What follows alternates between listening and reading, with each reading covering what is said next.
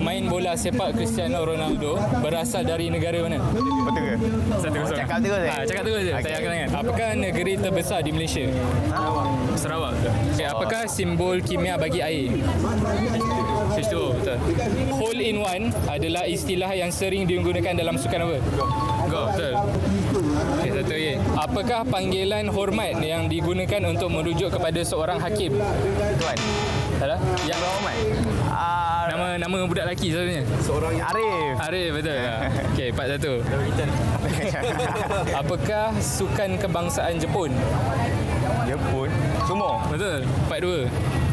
Kejohanan Wimbledon adalah kejohanan dalam sukan apa? Salah.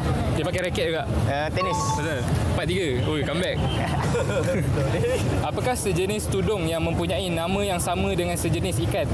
Tudung bawal. Betul. 4-1. Fuji dan Granny Smith adalah jenis makanan apa? Dia sejenis buah-buahan apa? Apple. Betul, apple.